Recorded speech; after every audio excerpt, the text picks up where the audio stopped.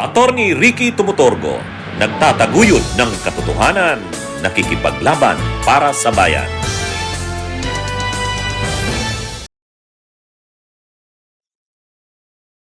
Mga kabunyog, mga kabayan, magandang araw po sa inyong lahat. Welcome po sa isa na namang episode ng ating talakayan dito po sa ating bagong segment, Ang Take Ko, Ata ni Attorney Ricky Tumutorgo. Ito pong bagong segment kong ito, marami kasi sa aking nagme-message, araw-araw yan. Attorney, anong take mo dito sa isyung to? Attorney, anong take mo dito sa pangyayaring ito? Kaya gumawa na po ako ng regular kong segment, araw-araw, abangan nyo po ito lagi, Ang Take Ko, Ata ni Attorney Ricky Tumutorgo. Dito po yan mapapanood sa Attorney Ricky Tumutorgo YouTube channel. Kung hindi pa po kayo nakasubscribe, subscribe na po kayo. Papanood rin po tayo sa Attorney Ricky Tumutorgo Facebook or Meta page. Kung hindi pa po kayo nakafollow, follow na po kayo. O yan, mga kabunyog.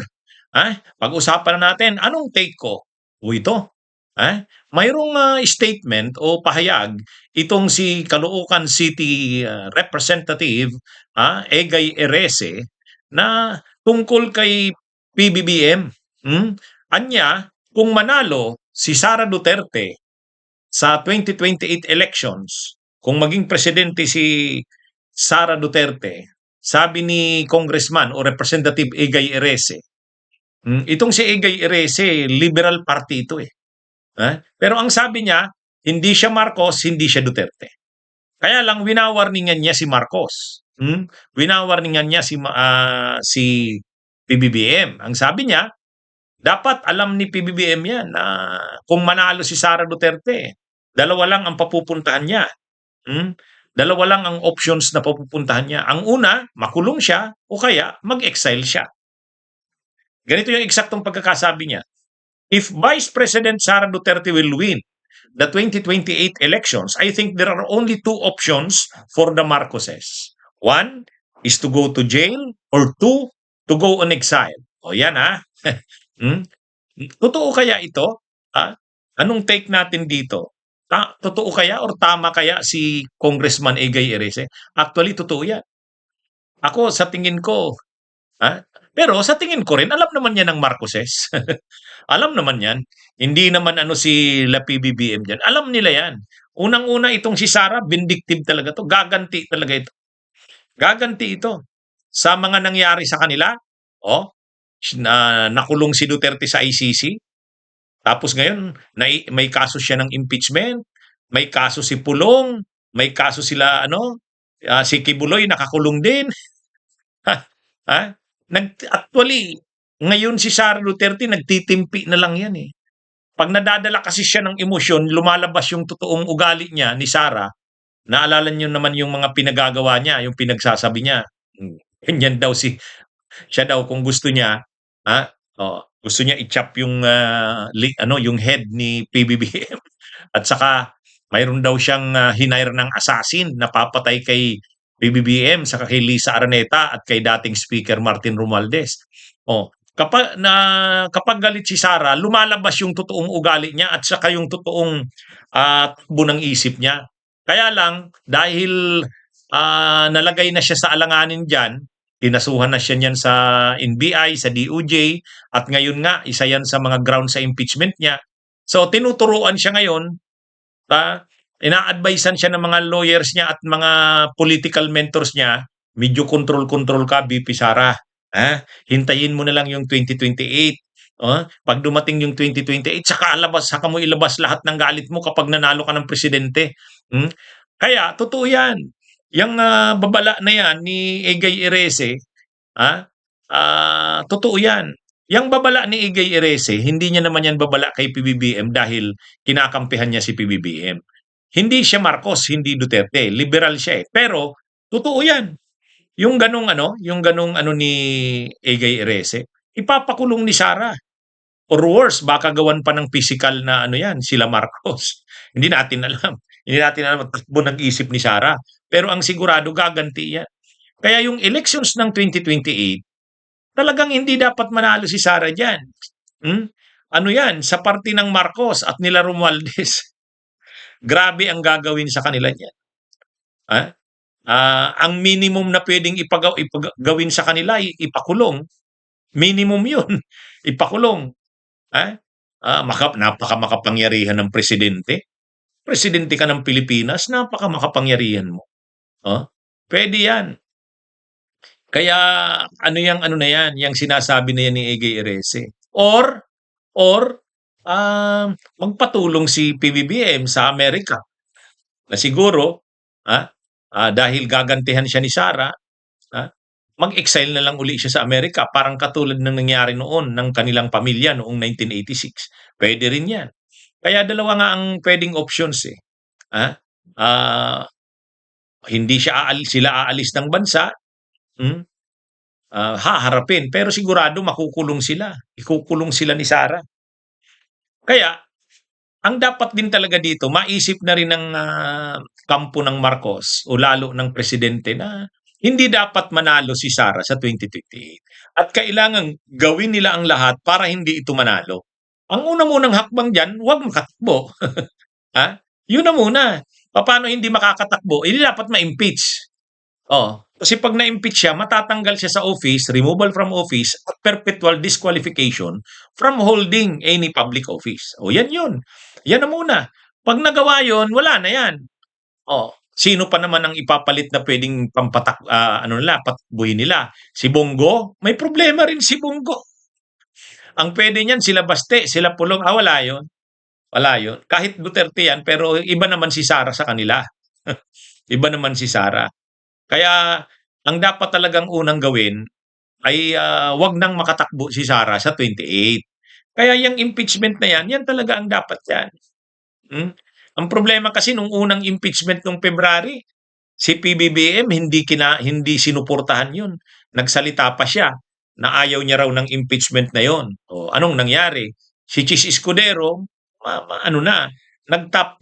naging matapang na si Chis Escudero na wag mag-proceed sa trial. Total, ang presidente nagsabi niya ayaw niya ng impeachment. Pati yung mga justices ng Korte Suprema nag-decide na rin based sa pagtingin nila. Kasi wala namang ang Malacanang.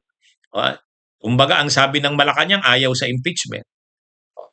Pero ngayon, kung ganyan pa rin ang stand ni PBBM, pero sa bagay ngayon, hindi na nagsasabi ang Malacanang na ayaw nila ng impeachment. Sa katunayan, sabi ni Yussi Claire Castro, hayaang gumulong ang impeachment. Sibi, yung ganyan naman ang mga statement na hayaang gumulong, alam naman natin yan. Saka, pag nakarating sa Senado ang impeachment ni Sara, kailangan gumalaw ang Malacanang doon. Katulad ng ginawa ni Pinoy noong panahon niya. Si Duterte. Di ba si Duterte gusto niyang ipa-impeach si Corona, ay si Sereno? Gusto niyang ipa-impeach si Andy Bautista. Anong ginawa ni Duterte nung sa impeachment ni Andy Bautista sa Comelec? Natakot na si Andy Bautista. Umalis na lang, nag-resign na lang. Si Sereno hindi lumaban kasi alam niyang hindi siya mai-impeach sa Senado. Dinaan naman ngayon sa co-warranto. Ganon yung mga ginawa ng ni Duterte. Kahit si Pinoy, talagang ginamit din ang kapangyarihan ng presidente noon sa impeachment kay Corona. Walang nagawa yung mga senador. Sa bandang huli, ang naging boto noon, 20 against 3. 3 yung acquittal, 20 yung conviction. Kaya dapat dito rin, yung mga senador na yan, pag nakita naman nila yung yung stand ng Malacanang sa impeachment ni Sara, susunod yan. Susunod yan. Kasi bakit kailangan gumalaw ang presidente sa ganyan? Ay, tama yung sabi ni Erese. Tama yun. Kapag nanalo si Sarang presidente sa 2028, grabe ang gagawin niyan sa Marcos at sa Romualdez. Okay. Ito mga kabunyog. Anong take natin dito? Mga Pilipino, grabe. Inamin na ngayon, naglabas ng statement ang National Security Council, NSC, inamin nito na totoo yung investigative journalism article ng Rappler na mayroon ngang mga elemento ng AFP, ng Department of National Defense, ng Coast Guard, mga elemento, uhan ng DND, ng Department of National Defense at saka ng Coast Guard na binayaran binabayaran ng China para gamitin sa pang-iispiya sa atin mismo. Imagine niyo 'yan. Kababayan nating Pilipino na nasa defense establishments pa naman, DND at sa Coast Guard. Tapos ah, ginagamit sila ng China sa pang-iispiya sa ating mismo. Nagpo-provide sa China ng mga napaka importanteng mga sensitibong mga impormasyon tungkol sa ating depensa at seguridad. Grabe mga kabunyog, mga kababayan. Hmm?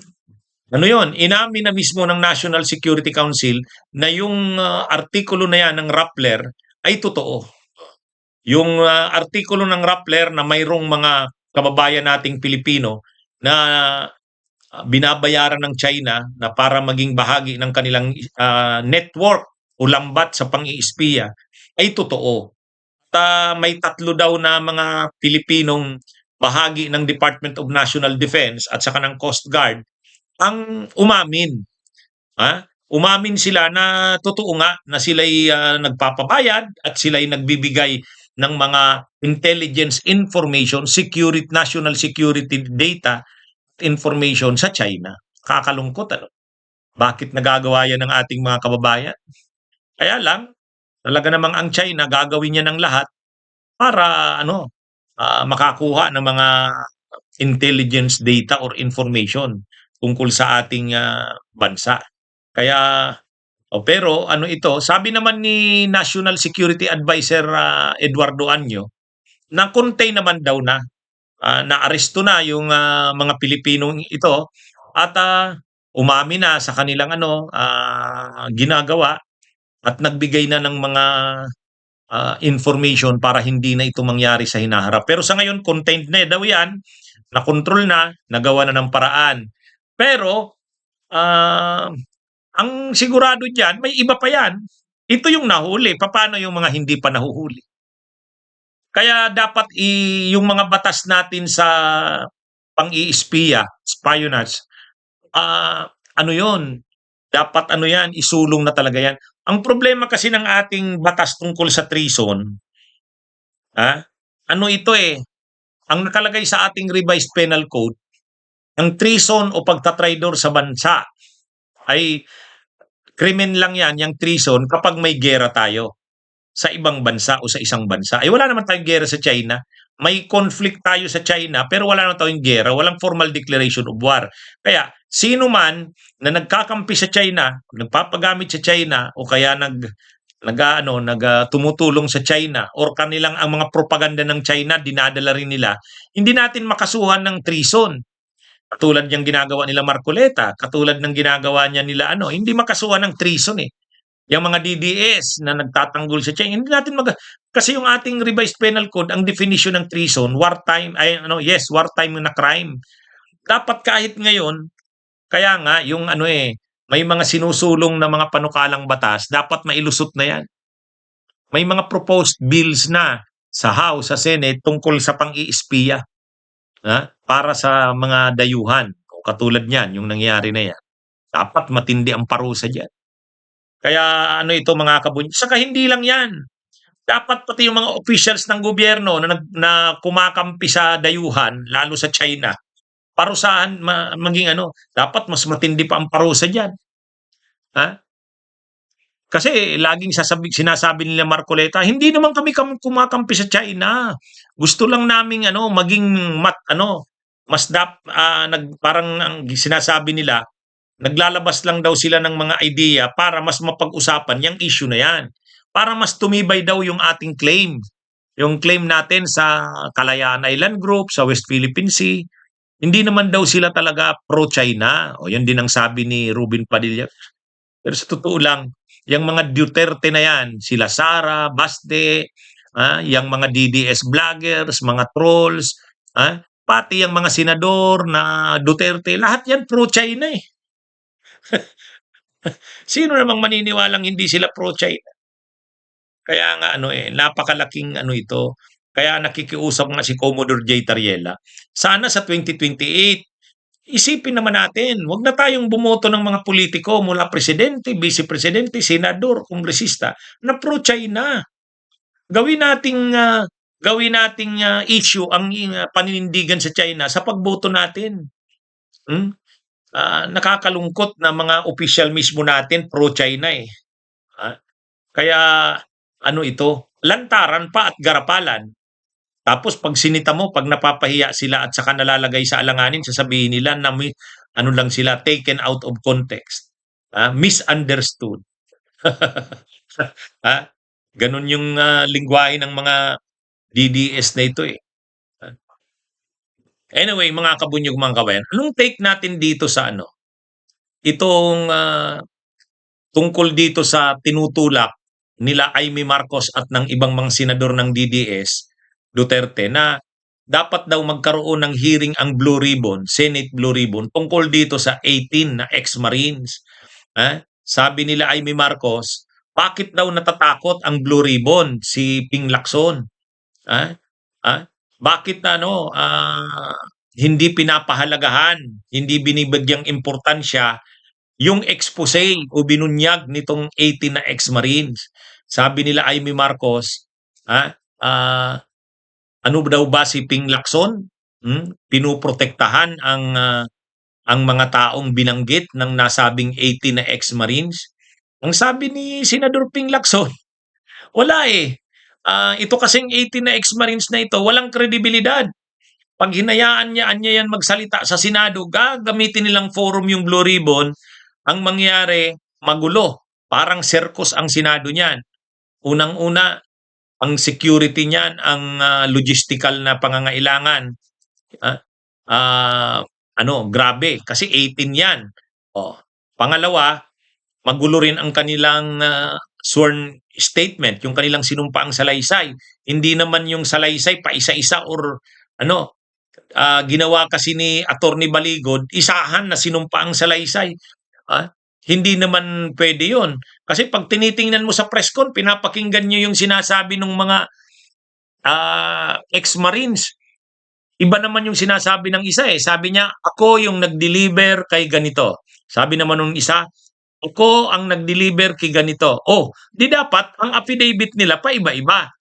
Kung ikaw yung nag-deliver kay ganito at ang sasakyan na ginamit nyo ay ito at ang pitsa ng nag-deliver kayo ay ito, ganitong oras, at ang malitang dala nyo ay isa or dalawa at ang laman ng malita ay ganun, ikaw lang yung magsalaysay doon sa affidavit mo. Yung isa na naman, kung siya ang nakakita kay Laila de Lima, na ganyan, di siya naman, gumawa na naman ng affidavit niya.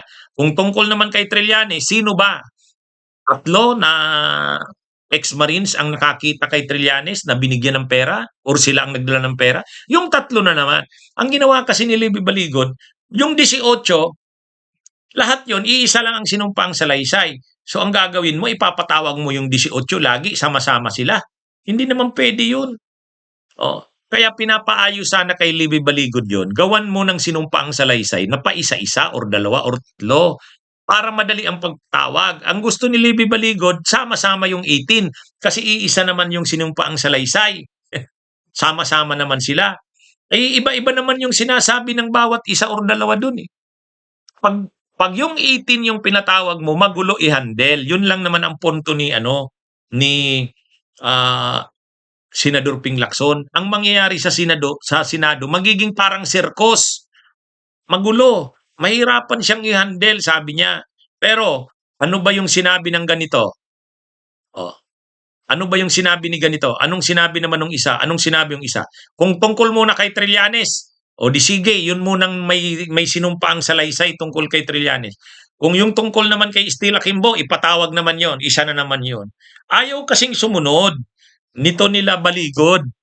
Ini-insist nila yung kanila. Di kung ganon, sabi ni Senador Ping Lacson, bahala kayo. Unang-una, questionable nga ang kredibilidad ng mga yan. Dapat imbestigahan muna yan, alamin muna. Ano ba talaga yung mga 18 na ex-Marines na yan? Sino bang nasa likod niyan? Ano bang background ng mga yan? Baka naman may mga agenda sa likod niyan, kaya naglilitawan yan. So, gusto ni Senador Ping Lacson, imbestigahan muna. Pag naimbestigahan at ayusin yung kanilang mga affidavit, sa kanya ipapatawag. Pero kung ngayon na ganyan, bigla mo yan ipapatawag, sabi ni Senador Ping Lacson, circus ang labas ng Senado.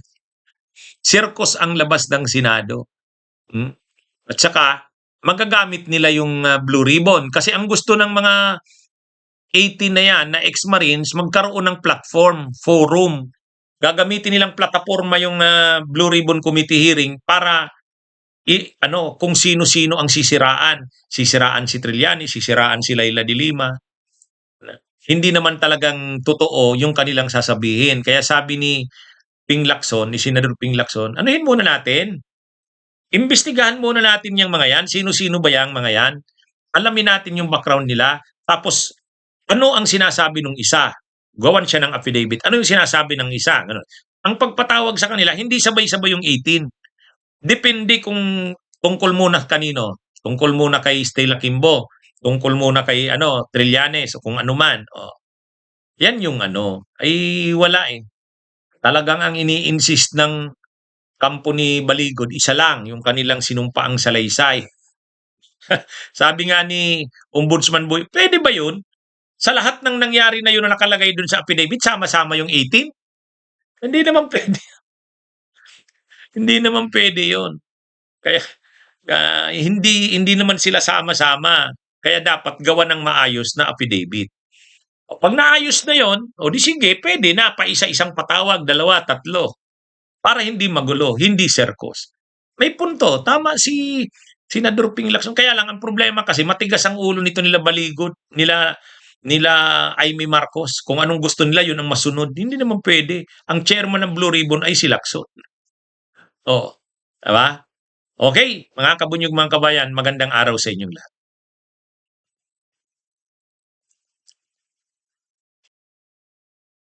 Bunyog, bunyog, halikan na kasama ka. Bunyog, kapag buklod ay may pag-asa. Luzon, Visayas, Mindanao, isa ang pananaw.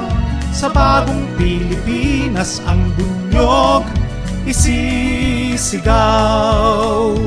Bunyog, bunyog, bunyog.